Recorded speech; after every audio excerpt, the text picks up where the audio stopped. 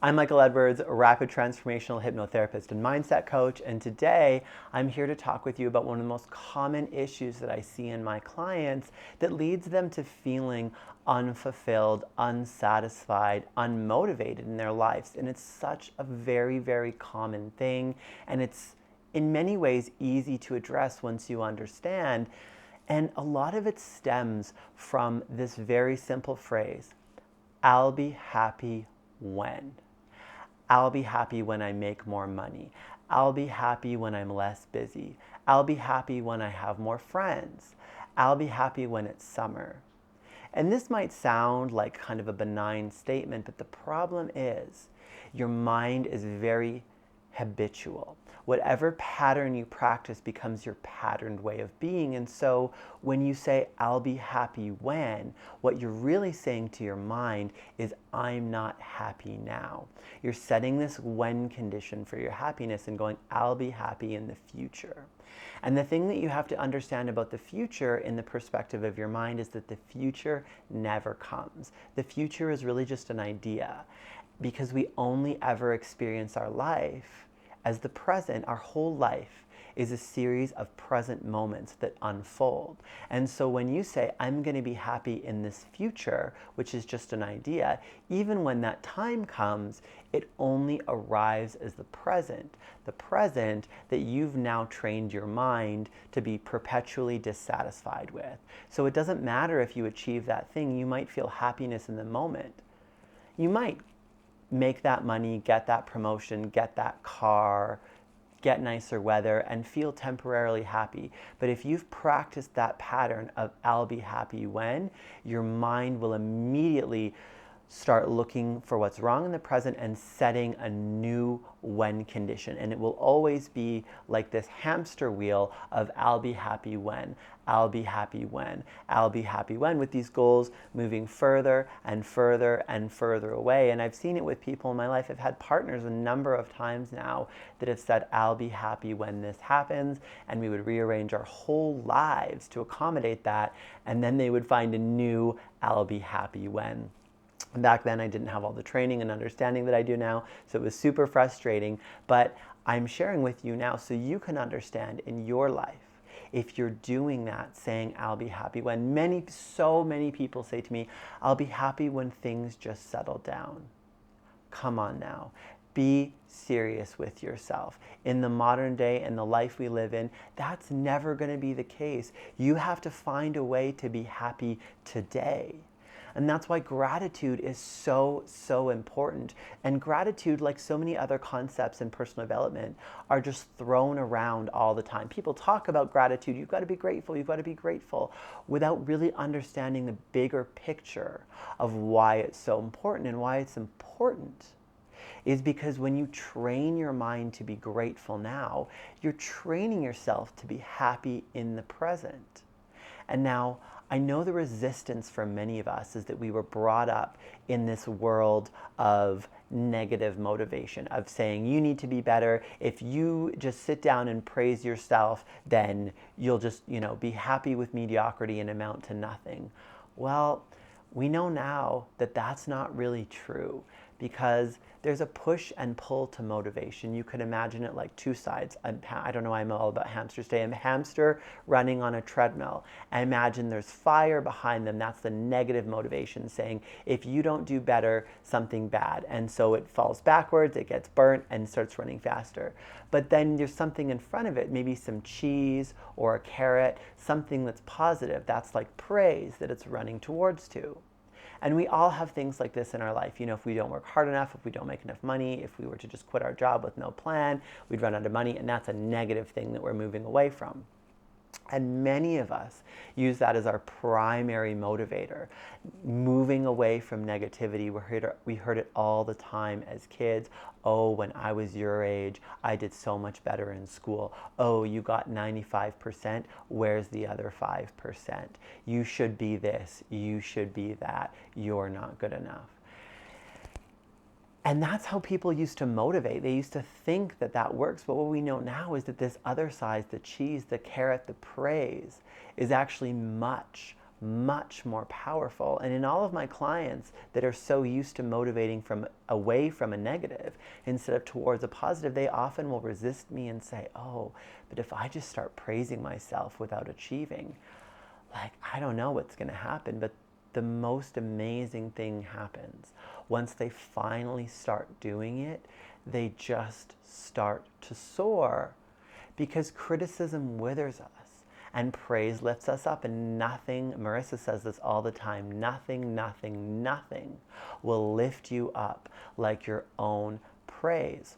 And so praising yourself to move towards something is actually incredibly encouraging, incredibly motivating. And what's more, whatever we believe, whatever our vision for the future is, our mind works to make real. So if we say, I'm successful, I'm happy, I'm going to make this much money, our mind starts to move us towards that and help make that our reality. And so those two things together are how you can have fulfillment in the present, but also be moving towards the future. So many people think if they feel too much gratitude, if they give themselves too much praise in the present, then they'll stop achieving. But nothing could be further from the truth. I've seen this in hundreds of my clients, and I've seen it in my life. And I know it's true. I see it every day. The way to get what you want is to be grateful, to be happy, to train yourself to see the good in each and every day, in each and every moment, and to look at what you want and praise yourself as you move towards it. That way, you can enjoy each day, you can enjoy the journey, and you can enjoy the thing when you get there. So another way to say this is whoever you become, you take that person with you. So if you become someone that's dissatisfied with the present, that looks for what's wrong, that goes, oh, I'll be happy in the future, then when that future comes, you take that person that you are with you. Another way to think about it, and I see this with so many of my clients, is I'll get them to visualize their perfect life and imagine the way that they are in it. And everybody kind of says the same things. They've got health, wealth, love, happiness, and most importantly, they've got a balance of everything. So people are always imagining this future in which they have balance, but then they're becoming this other person that works and works and works and works, that gives up balance at every turn in order to become that person. But it doesn't work like that. You don't become somebody else in order to become the person that you want. You just figure out the person that you want to be, and you start living that way in the present. And if your mind right now is going, yeah, but I have this, I have that, that's the very problem. Because I know incredibly busy people that get almost nothing done. And I know people that own multi-million-dollar companies and have so much on the go, yet are so grounded and balanced in the way that they live their life. It has nothing to do with how much you have to do. It all has to do with your relationship with time and energy and your way of being. And I'm going to talk about your relationship with time and energy in a future video, or maybe even a course, because it's actually a lot to unpack. But what I want you to take from today is practicing gratitude. Train yourself to be someone that's happy in the moment. And gratitude isn't just making a list of things. So many people think, oh, I wake up and I write down what I'm grateful for. Gratitude is a feeling. It's not a list. So you actually have to say, I'm so grateful for this, because, and really try and feel those feelings. I find myself being overcome with emotion almost every day, definitely weekly, because I'm so grateful for so many things in my life. The friends that I have, the success that I have, that I get to do the most amazing job in the world helping people, that I love my dog, that I live in an amazing place. And I just let myself feel those feelings of gratitude, because it really is incredible, the life that I'm living. And many people will say, oh, well, it's easy for you, but I have this or that, or I'm a single mom with 2 kids, or I'm struggling with my finances. Well, guess what? When I started this journey, I had just broken up with my fiance. COVID was starting. I was in a ton of debt. I had hit rock bottom professionally and financially, and I was living in my mom's basement. And many people will say this, and it's true. the feelings really do come first. The feelings of gratitude, the feelings of success, the feelings of joy, practicing looking for the good are the gateway to creating that life. It doesn't work the other way around. You don't go from a place of misery and create a successful life and then go, oh, now I'm happy. I know it seems like that. It's the way that we are kind of brought up, and what seems like conventional wisdom makes that seem what's realistic, but it really isn't. The feelings come first. So you've got to practice. What am I grateful for today?